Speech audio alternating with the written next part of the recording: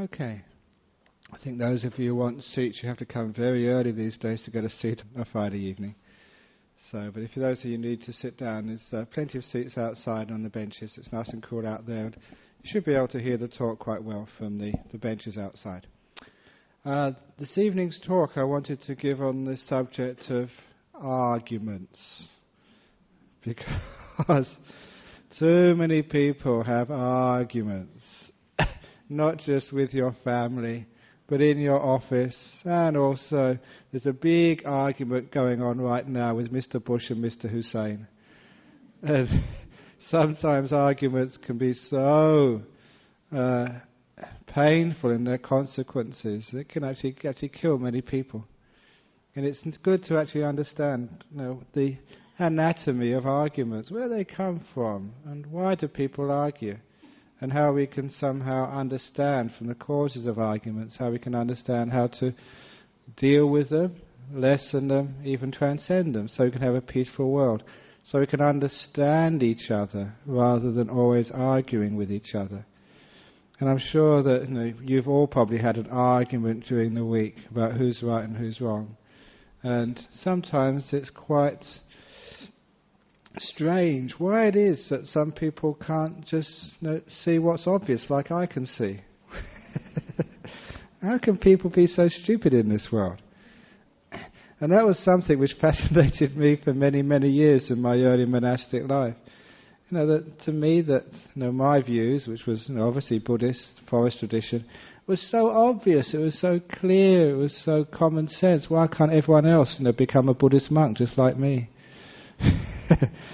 And it took a long time to figure out why it was that people have different ideas and different views. The causes behind arguments are very fascinating to investigate. And because it doesn't matter how many people in this world, how many people in this room, how many people in this room is how many different views there are, how many different ideas there are.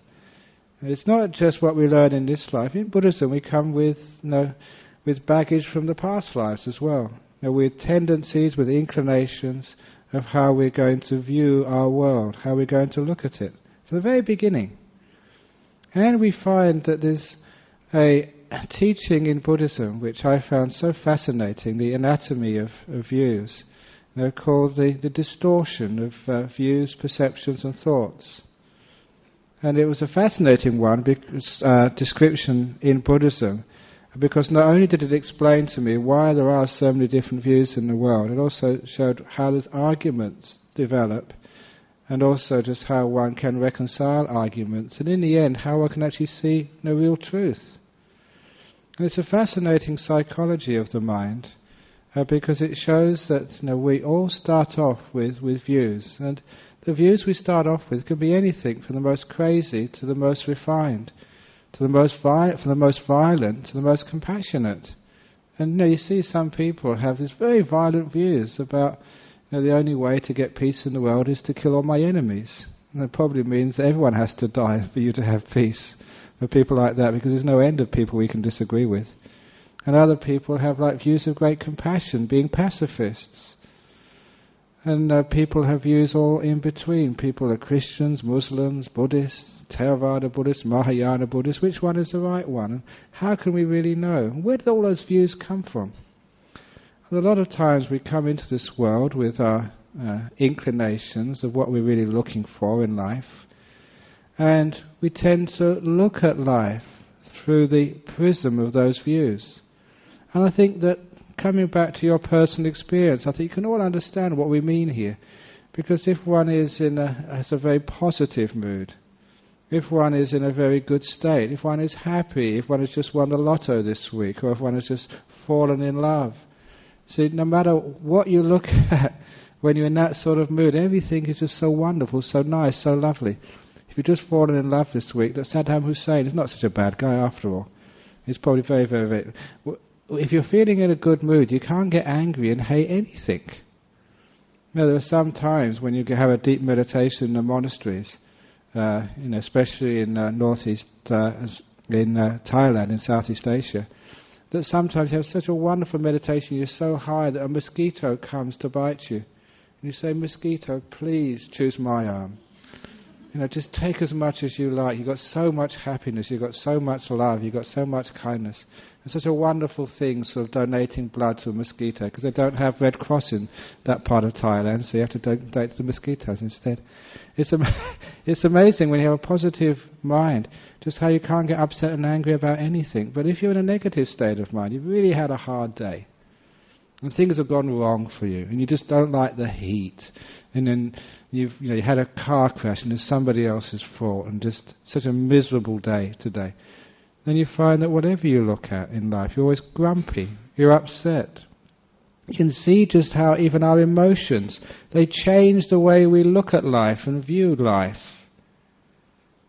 And anyone who's physically in pain, who is sick, usually are grumpy. It's the nature of most people that when they are in physical discomfort, they tend to have a mind which follows suit, that the mind is also sees things in a negative way. And those people who are in good health, fit, young, they usually see things in a positive way. So already you can see just the way we look at life is conditioned by external events. So which is a true story? Is life just so wonderful, or is this life just really awful? Is the person you live with so wonderful, or are they truly just a monster from hell who've got reborn in this human life by some cosmic mistake? What actually is it?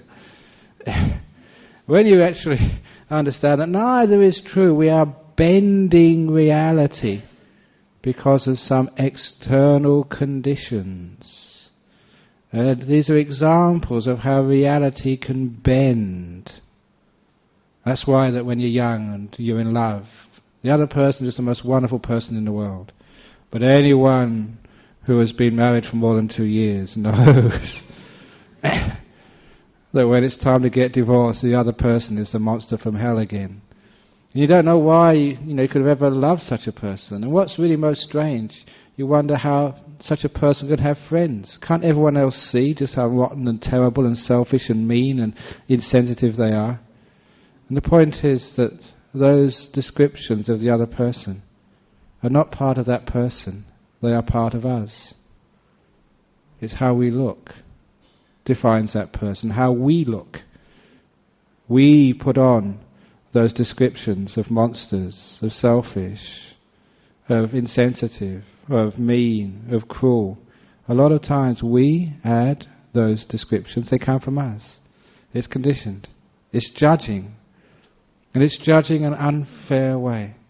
And because that the reality of our life, it's seen through our hearts, through our minds, and those hearts and minds can be what we call in Buddhism corrupted by defilements. They can be bent. It's not the real truth. And that's why we should be very, very careful of our judgments of others.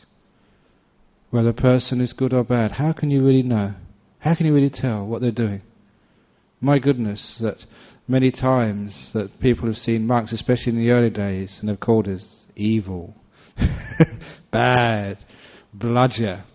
And so I was really amazed at that when we first came to Perth. People would call the monks bludgers. My goodness, I'd never worked so hard in my life when I became a monk.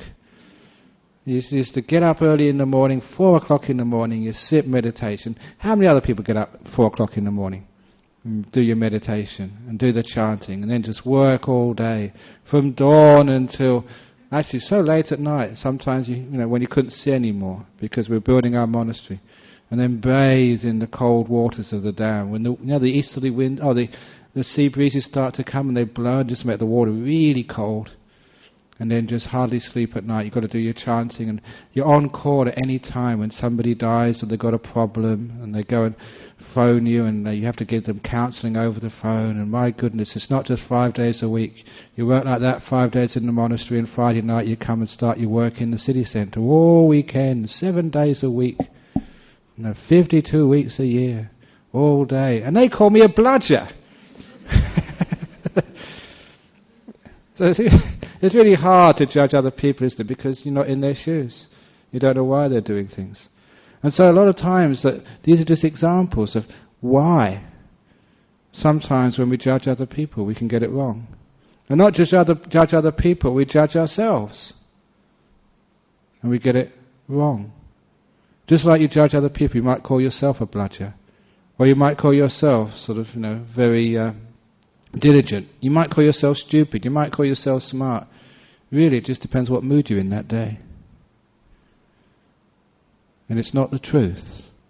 That's why many people, when they get depressed, it's just getting in a bad mood. And you look at yourself and you think, I'm really awful. And because you're really awful, you get even more depressed. And the more depressed you get, the more awful you look. And you get into this terrible cycle, of depression and negativity. And none of it is true. It's the mind bending reality because of its emotional colouring of the world. And the Buddha was talking about this when he said just the way we perceive and know the world. When we start off with one view, it actually bends our perceptions.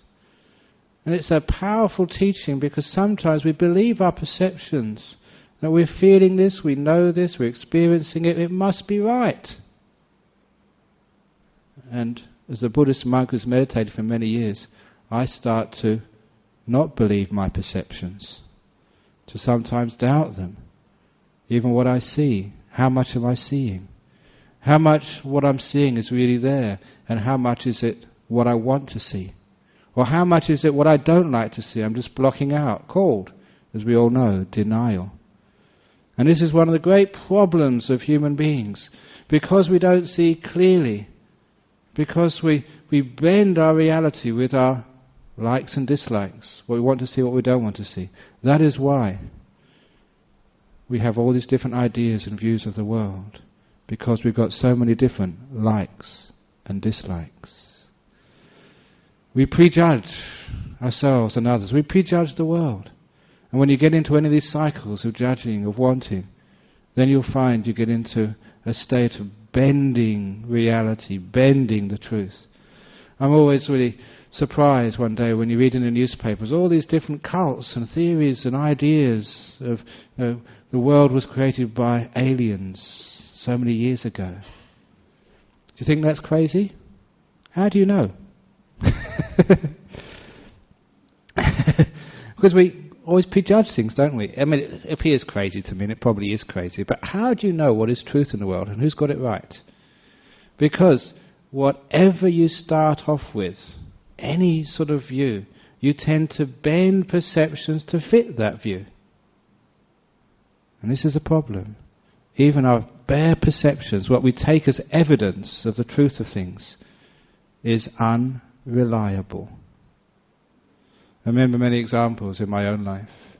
I remember once just the way that I made a fool of myself several times because I misperceived reality. It was several years ago when I was visiting my mother in England. And she was taking me to Ealing Broadway Station to put me on a train to go to some ceremony elsewhere. And it was a Saturday afternoon when everybody was out there with their shopping trolleys. And there was just crowded streets. And there, walking in London with my robes, with my mother alongside me, this hooligan, this young scallywag, shouted out at me, "Hey, Hare Krishna, Hare Krishna." They do that sometimes, they sort of, because they don't know any better. They look at a Buddhist monk and they think we're Hare Krishnas. You all know that Hare Krishna is a completely different religion. But just because we look strange, we've got a bit of a bald head and wear brown robes, sometimes kids actually shout that out from cars when they're passing by you. "Hey, Hare Krishna." I usually sort of shout back, "Get your hair cut." That's as good as I get, But on this occasion, my mother was with me, so I didn't shout out, "Get your hair cut." When this young man he was by himself, so I decided to go and sort of tell him, to educate the silly guy and say, look, went up to him and said, "Look, I'm not a Hare Krishna, I'm a Buddhist monk." And it was at that time that he took, he was wearing a beanie and sort of just ordinary clothes, but he took off his beanie and he had a bald head with his ponytail. And he said, "Yeah, I know you're a Buddhist monk, I'm a Hare Krishna, that's what I'm saying Hare Krishna for, Hare Krishna, Hare Krishna." I felt so stupid. I felt so embarrassed because my mother was with me. It always happens, doesn't it, when your mother's with you? So what was actually happening there was I completely misperceived what was happening there. Because of having been abused before and feeling proud, and because you're with your mother, and because I'd misperceived. And I judged that person. I judged that he was abusing me. And what was actually happening, he wasn't abusing me at all. He was just praising his own religion. And I didn't sort of see that. And it happened many, many times that because we have some sort of view, an idea, that we completely misperceive the situation to our great suffering and peril. There's another story I reread in a book recently. I heard this many, many years ago about... This was actually, maybe 10 years ago this happened apparently in Sydney, in New South Wales. You know, when these doctors, these specialists were making a heap of money. A lot of them didn't know what to do with all that money, but this one particular guy got one of these really expensive sports cars, you know, one of these Porsches which can go 200 kilometres an hour. But you know what it's like in the cities. I mean, you know, there's too much traffic to go really fast, and if you've got a fast car like that, what's the purpose of getting a fast car if you can't put your foot down now and again and sort of, you know, to see how fast it can go? So according to this story, it's supposed to be a true story, this doctor got in his Porsche, got outside the metropolitan area because, you know, there wouldn't be so many police there, and put his foot down and went as fast as he possibly could. Now, he was a doctor, he could afford the fines if they caught him. What happened, he was just roaring down these, you know, silent, tranquil roads in the country. And there's a farmer who was actually by one of the country gates and just shouted out at this fella, "Hey, you pig!" He just shouted out, "Pig, pig!" And of course, you know, the fellow, some of you heard this story before, you know what's going to happen next. He shouted out, "Pig, pig!" And of course, you know, the doctor knew he was, you know, destroying the tranquility of the countryside. You know, he knew he was acting willfully. You know, he knew he was misbehaving. So when the guy shouted out, "Pig, pig," you know, he turned around and to tell this farmer, you know, "Who are you calling pig? It's a free country. I can do whatever I like. I, you know, bought this car." That's what he was thinking. But as he actually turned round, you know, to sort of complain to this farmer for calling him a pig, he ran into a pig in the middle of the road. Because all the farmer was doing was trying to warn him, there's a pig in the road. That's why he's calling out, "Pig, pig!" Again, he completely misperceived the situation and drove into a pig-wrecked sports car and was in hospital for a few weeks. That's what happened to the pig. And you can see that sometimes, because of our views, because of the way we look at the world, we completely misjudge the situation. And that comes from like the theories of the world as well. You know, why some people are Muslims, why some people are Christians, why some people are Buddhists, why some people are agnostics, why some people are atheists, or whatever. How much is it that once we get a view what we want to believe in, then because of the desire to be right, the fear of being wrong, that we will defend subconsciously our views, to bend our perceptions, so we only see, we only hear, we only feel what we want to feel, what we want to see. And that proves that our views are right. That is how, you know, Christians are Christians, why Buddhists are Buddhists, why you are you. Whatever your views are, whatever your philosophy of life is, however you think the truth is, can you be sure what you know is absolute truth?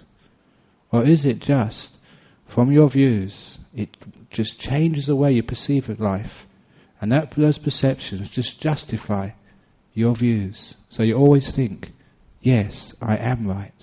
It is true. It's obvious. Can't anyone else see it? You must all be stupid not to see what I see. I'm sure that you can understand what I'm saying here. And now can you understand how we have arguments in this world? And who can say that I'm right and who can say that you're wrong? You know, one of my favourite stories, you know, from Zen Buddhism, which is a wonderful way to understand arguments and how they're solved, was, you know, two Buddhist monks were arguing about reincarnation. And the story goes that these two monks were arguing, reincarnation, is it part of Buddhism? Is it an essential part of Buddhism, or is it not an essential part of Buddhism? And the first monk said, look, to actually understand Buddhism, you know, we've lived many times. The Buddha taught that. You can experience it in your meditation. It's absolutely true. He said, it's obvious it's true. It's part of Buddhism. You can't say it's just added by Asian culture. It's right there in the heart of things.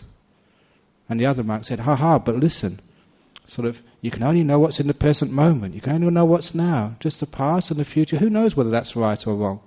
How often has the past been changed? And our memory is uncertain.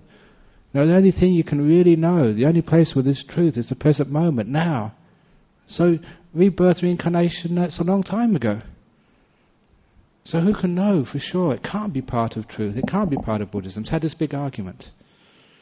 And so they couldn't actually settle the argument themselves. So they went to their master, their teacher. And they one of them went into the teacher's room first of all and laid that argument on the table about reincarnation is an essential part of Buddhism, just as I said. And the abbot listened to him and said, yes, what you say is right. Yes, you're right. And he went out. He'd been approved by the great teacher. So he went out to his friend and said, see, I'm right. The teacher said I'm right. And the guy who said, no, reincarnation can't be part of Buddhism, it's only the present moment, he went into the abbot and laid his case on the table. And the abbot listened to him, actually, you're right. And so he went out feeling approved by the great master and said, see, the teacher said I'm right and you're wrong. And the other monk said, no, he couldn't have said that. He said I was right and you're wrong. So they both had to go and see the master together. So these two monks went together to see the teacher. And one said about reincarnation being an essential part of Buddhism. And he said, it's obvious it's an essential part of Buddhism. And the other one said, well, it can't be because of the present moment is all there is. And one said, you said I was right. And the other one said, but then you said I was right. And they both said together, you can't say we're both right. And the teacher said, yeah, that's right. I love that story. Because what it's actually teaching us, when you analyse that story, it just really depends on the evidence which you've got. It just depends on the perspective. When one guy goes along and says the argument for reincarnation, he said, yeah, that's right. When some other guy comes along and says the evidence for no, they said, oh yeah, that's right. And when someone else says you can't be both right, yeah, of course, that's right. So as human beings, we think, there's something wrong there. How can you actually reconcile all of that? And the point is, you don't need to reconcile all of that. It just depends upon the perspective we're coming from. And so how many arguments come because we're just coming from different perspectives, from different viewpoints, from different angles. And we don't need to go and argue with each other and say, I'm right and you are wrong, because we have our perspective and someone else has got their perspective. There's an old Buddhist story, which many of you know before, but it needs to be brought in at this point, of the elephant and the blind men, where these people were arguing in the kingdom about what was right, what was wrong, and no one could ever agree with each other. And so what they did was the king brought this elephant into the stadium and got 7 men who'd been blind since the day they were born, and took the first blind man and made him feel the trunk of the elephant, and another blind man the tusks of the elephant, and the other blind man the ears, another blind man the head of the elephant, another blind man the body, another blind man the feet of the elephant, and the last blind man the tail of the elephant. And asked each blind man in turn, please explain what an elephant is. Remember, each man had been blind since the day they were born, so they'd heard the word elephant and they didn't know what an elephant was. They'd only heard the word. And the guy who felt the trunk thought it was a snake. In my opinion, it is a python. An Asiatic python. Big, benign. It's obviously been well trained because it hasn't squashed me yet. He said, that's what I think this elephant is. And the guy who felt the tusk says, no way, mate, can it be a python. It's too hard, it's the wrong shape, it's a plough which the farmers use to dig the earth. You're all fools and idiots, said the guy who felt the ears. How can it be a python? How can it be a plough? An elephant is a fan which people use in the hot weather. Wouldn't it be wonderful to have elephant ears this afternoon or this evening? It's so hot in here. And the guy who felt the head said, no, it's a water pot. The guy who felt the body said, no, it's a rock. The guy who felt the legs said it's tree trunks. The guy who felt the tail said it's a fly whisk, which you keep the flies and the mosquitoes off with. And it's obvious, because I can feel it. I know because it's my own experience. Believe me, an elephant is a fly whisk. You can understand there's a lot of truth there. An elephant is a fly whisk to someone who feels a tail, who's blind. And according to the Buddhist story, they all got into an argument and led into a fight. How they actually got into a fight when they're all blind, I don't know. But never mind. That's what's supposed to happen. And the moral of that story was, when we come from our own perspective, how do we know that we're right? Even though it's our own experience. We may only have a partial experience of truth. That's how the story ended in the suttas. But of course, I always usually give things my own ending. Wouldn't it have been wonderful if those blind men, instead of arguing who's right and who's wrong, have actually sat down and compared notes? And then when they'd grouped all their information together, then they'd have come up with this description of an elephant. An elephant is a big rock on 4 tree trunks with a fly whisk on its backside. It's got a water pot somewhere at the front, up a bit, with 2 fans on either side, 2 ploughs a little bit lower down, and a big snake in the middle. And that would, I'm sure you'd agree, would be a pretty good description of an elephant for someone who could never see one. And so a lot of times when we argue about who's right and who's wrong, wouldn't it be better actually to say, well, what do you think of this? And you say, what I think of this. And instead of actually contrasting our knowledge, put it together and combine it. And then maybe we could get a fuller description of the truth. So we're going beyond arguments and who's right and who's wrong. And we're going into cooperation so that we can get a fuller picture of things, a fuller knowledge of things. And my word, I think we can do with a lot more cooperation in this world instead of competition. Unfortunately, our society seems to run on competition, on beating the other person, on somebody like being the best.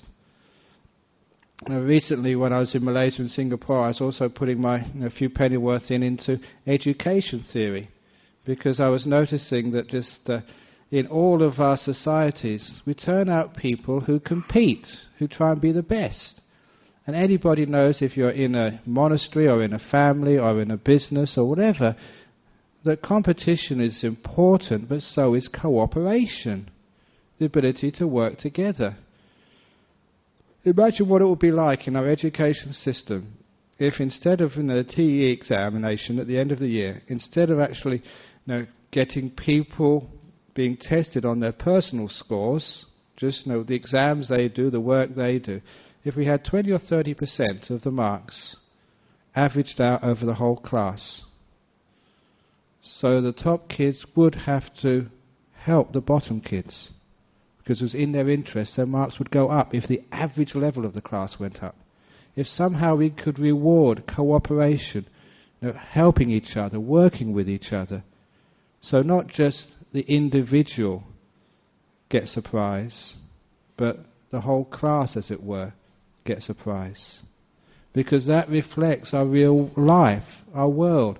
When we have to live together, we have to work together in so many areas where there's a family. It's not about competing, about who's the best in the family, that who wears the trousers, but actually how we can work together. It's not just who can get to the top position in the company, that who can be the abbot in the monastery. It's actually learning how to work together and actually combine our resources rather than compete.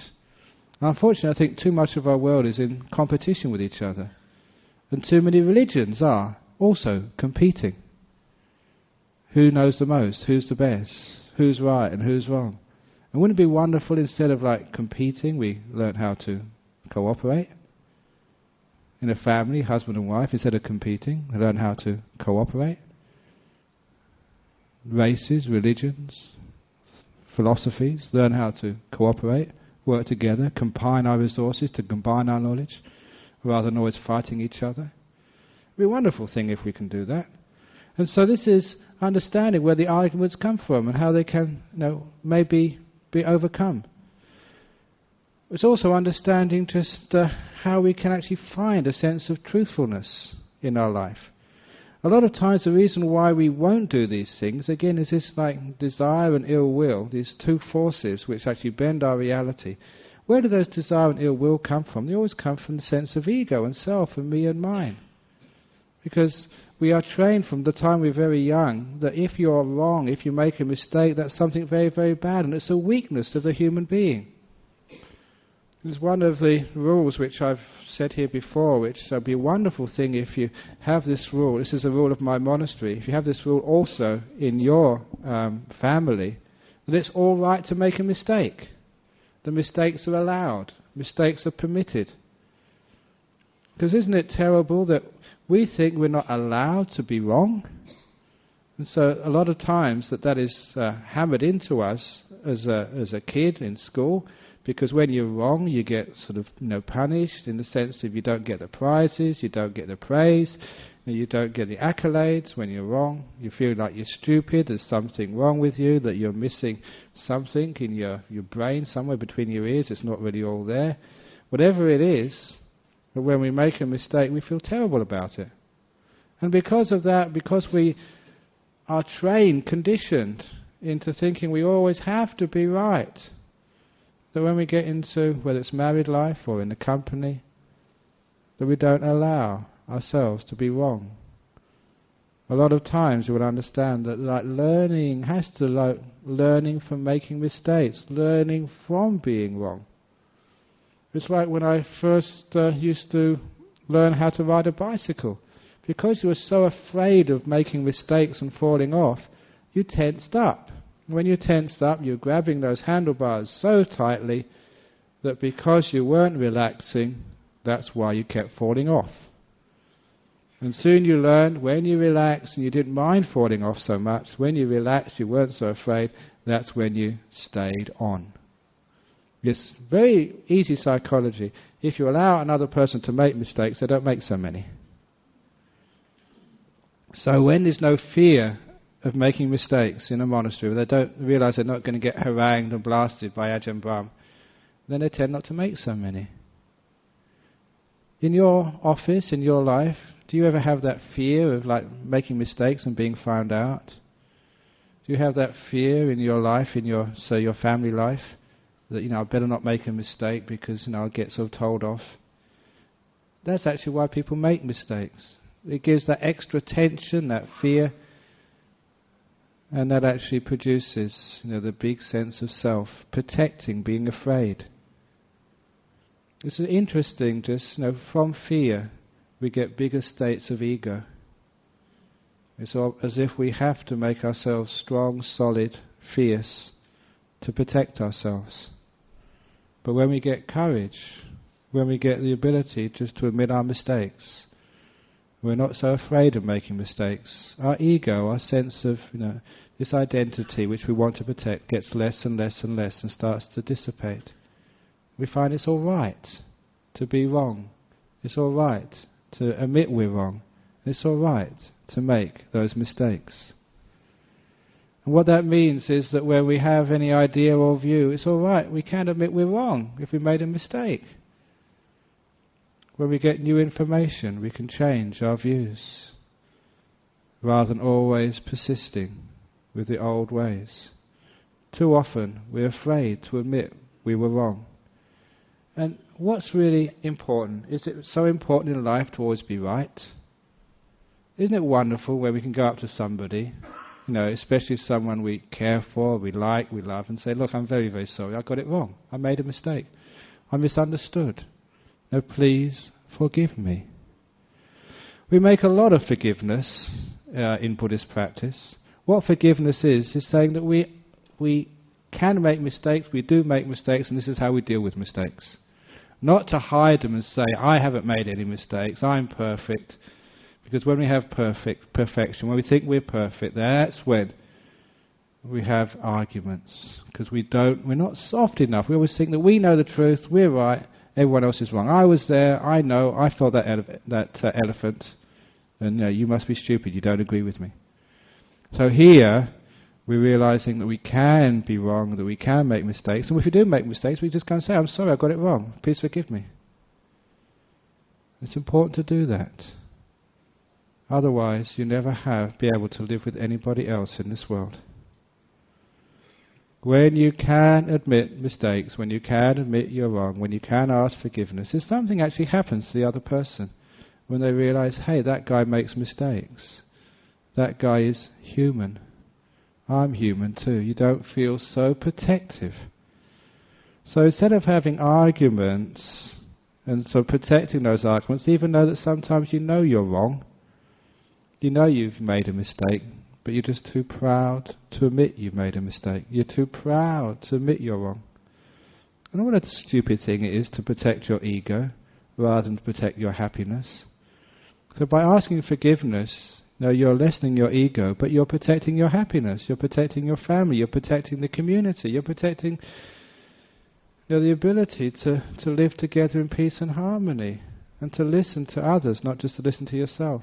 It takes a lot of courage to do that, but it's a courage based on wisdom which creates happiness in this world, which creates harmony in this world. Wouldn't it be a wonderful thing if Mr. Bush says, I'm sorry, Saddam, I made a mistake? See, it's almost impossible to actually conceive that. Wouldn't it be wonderful if he just rang up one day and said, hey, let's go and have a beer together or something? Whatever, I don't know, they can't do that in the Muslim world, whatever. Would it be wonderful if you can actually say sorry to each other? What we're actually saying there is that we aren't so sure that we are right.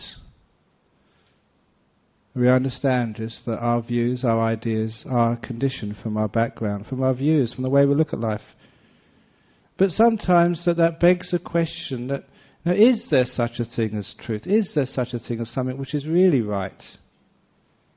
Or is it all just, sort of uncertain condition, one view, one idea, one religion, one truth? Is that just equal to all the other truths?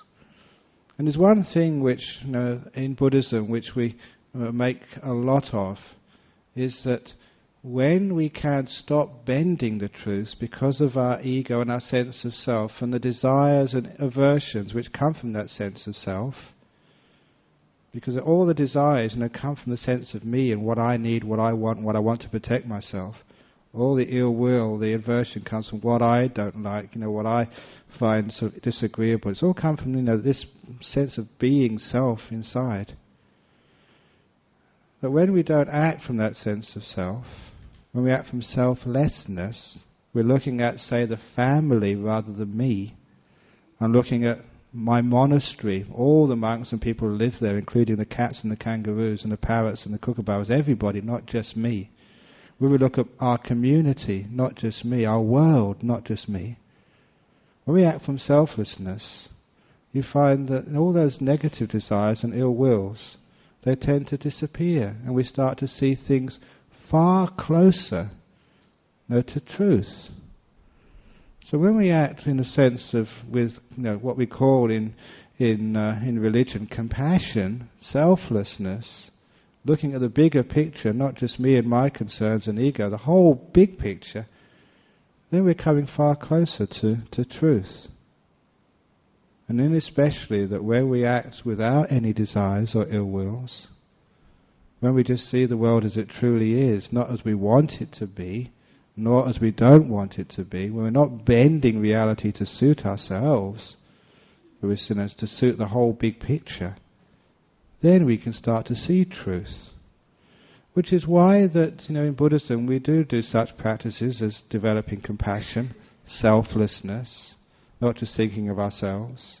We do develop the practice of meditation where we calm down our sense of self and what we want and what we need and what we don't like, so to start seeing the truth of things as they really are. And this is why there is like a path to seeing clearly, a path to truthfulness, a path to wisdom, a path to that sort of wisdom and truth which transcends all religions and beliefs and ideas and views. It's actually when we start to see things as they truly are, beyond ourselves, beyond our needs, beyond our wants, beyond our sort of what we don't like. To see things as they truly are, not as we want them to be. And this is actually quite a challenge to us as human beings, because we do have our wants and our likes, our attachments. Our sense of self, our sense of my family, not your family, a sense of, my community, not your community, a sense of my country and not somebody else's country, a sense of my world, my species, not other people's species. And when we come from that selfishness, that sense of only sort of looking at the half of the world or a fraction of the world, then how can we actually see the full picture, the full truth? So when we start coming from compassion, from the sense of peace, that peace being like the peace from the what we want, what we don't want, that's when we start to see things as they truly are.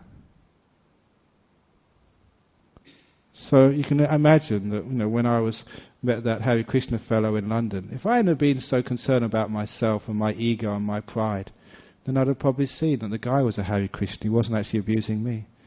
If that guy driving the motor car had stopped thinking about just what he wanted out of life, and actually saw the bigger picture, he probably picked up that the kind farmer was actually pointing out a danger on the road.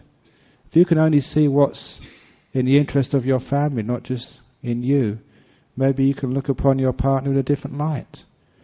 Maybe if all the religions in the world could just not look at my religion, but the bigger picture, perhaps there wouldn't be any arguments. And if our world, especially our leaders, can stop thinking about my country, my constituency, and can have some compassion and see the bigger picture, maybe then we can see that maybe the way I look at the world, maybe that my ideas, that my views, maybe that's not the whole picture. Maybe we can then learn from each other.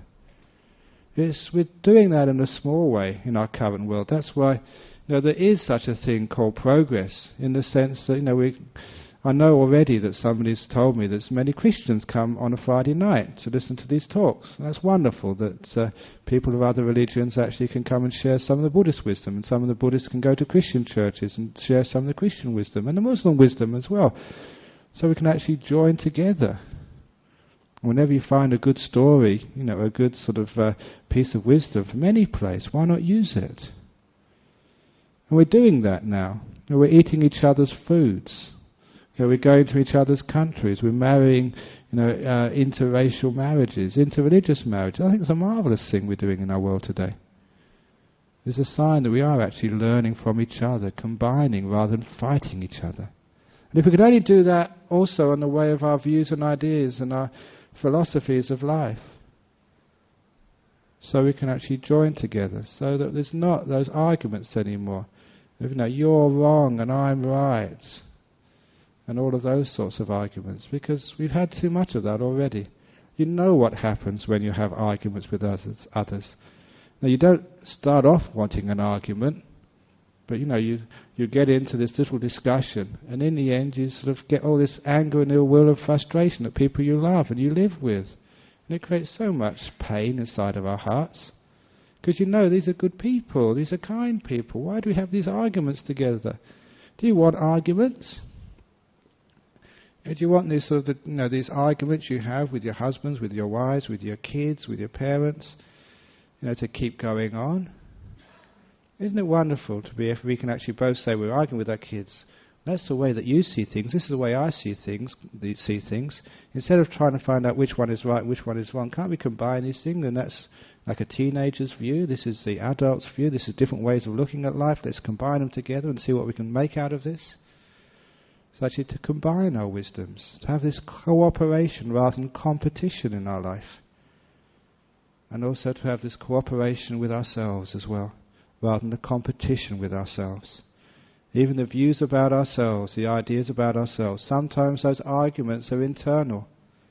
The internal arguments which we have with ourselves so often. I think you understand what I mean there. Those discussions which always, not always, but sometimes end with self-negativity. Which eventually come to lack of self-esteem.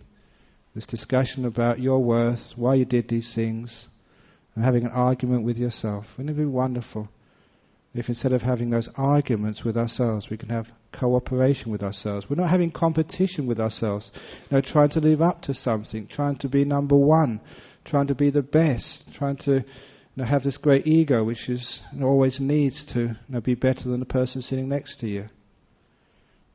We don't have that competition in the monastery. Who's the best meditator? Who gives the best talk? Who can do the chanting fastest? Who knows the most Dhamma? We don't have these competitions, like quiz nights at our monastery about who knows most what the Buddha taught and who doesn't. Maybe we should do that. It might be interesting for one evening. We don't have these things because there's no that sense of competition there. Because if you start having competition with others, you start having competition with yourself. And there's this sense the inner self are always striving to beat some sort of goal, to reach something, which is what we have in life. We're not actually cooperating with ourselves. We're not cooperating even with our bodies sometimes. We're trying to compete with it and beat it and conquer it instead of actually being with it. How often are you tired? But you can't have a rest now because you've got to go and do something. How many people get sick because they don't cooperate with their body? They always try to compete with it. How often do we get sick in the head because we don't cooperate with our mind? We tend to compete with it. I've been talking about this in meditation for so many years now. If you try and compete with your mind in meditation, to try and beat it down, to try and control it, you'll just get more and more restless, just more and more pain, more and more distant from the peaceful states of meditation. So often in meditation, not just so often, always, if you cooperate with your mind, if you walk together with your mind, if you've developed contentment with your mind, this sense of like working with rather than working against. So if you're tired, be tired. If you're depressed, be depressed. What's wrong with being depressed? If you actually allow yourself to be depressed, and say, I'm going to really be depressed, then you're not being depressed about being depressed. And so instead of actually getting right deeper and deeper into depression, you're saying, it's really nice being depressed. You're actually content with being depressed, and it's not depressing anymore, is it? It becomes this interesting thing. I used to do this with tiredness, or with boredom rather. I really sort of made a study of boredom. Because in a monastery there's nothing much to do. And so, sometimes if you get bored, you say, what is this boredom? And you started to investigate. What does it feel like in the body when you're bored? And what does it feel like in the mind? Is there different types of boredom? Like so extreme boredom, middle boredom, or not so boredom? Does it actually change from moment to moment? One moment you're more bored, and next moment you're a little bit more bored, or less bored. And does it sort of go up and down like a sine wave? Or what? Boredom got so interesting. I think you got the point now. It got so interesting. I found I wasn't bored anymore. So you actually can cooperate, you can work with things actually to get out of them. And so often the case is when we compete against our mind states, when we're tired, sometimes tiredness is because our body is tired. It's got its conditions. You've been working so hard. When I teach my retreats, and there's weekend retreats, 9-day retreats, so often you see people like coming on those retreats and they're going to sit for 10 hours a day, 12 hours a day. They're competing again. And they get into these really tight states of mind. They get really frustrated. They get really tense in the meditation. And that's why I usually tell people, the old story about I don't know when I told this story. I told this story at Armadale the other night, and I'm going to tell it again. I don't care telling the jokes again and again, because I enjoy them. Don't care if anyone else does it. If you get depressed about these things, just investigate that depression. About the guy who went into the psychiatrist and couldn't figure out whether it was a Marquis or a TP. I tell this story in meditation retreats very often. A guy went into a psychiatrist and said, Doctor, I've got a problem. I think I'm a TP, but sometimes I think I'm a Marquis. And of course the doctor said, I know your problem. You are too tense.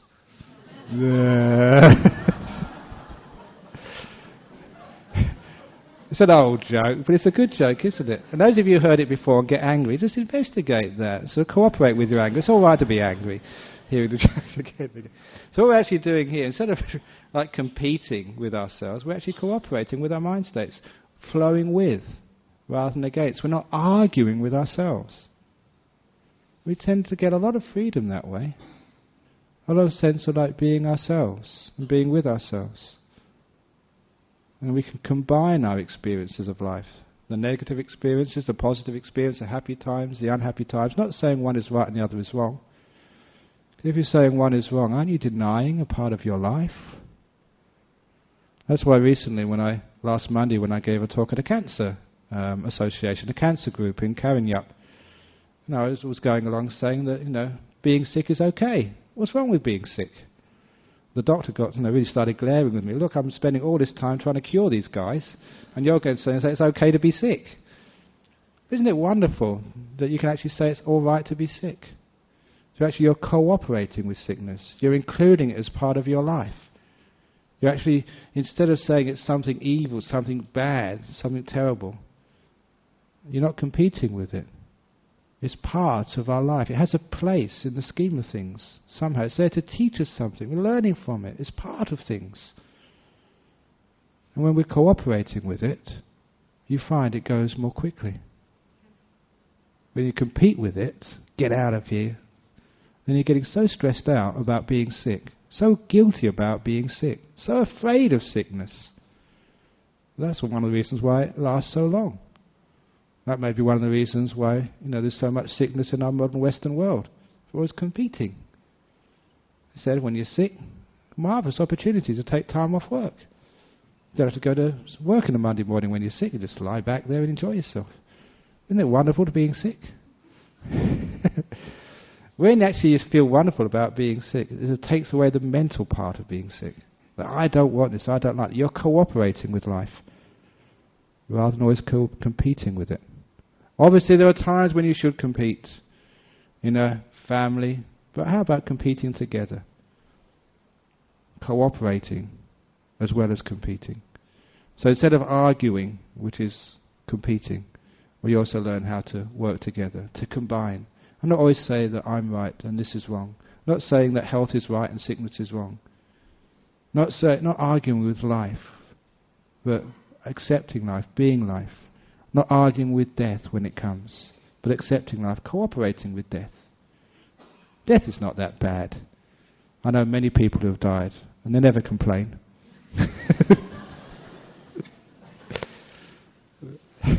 We went to a funeral today and they were fine. They were just laying there smiling, enjoying themselves.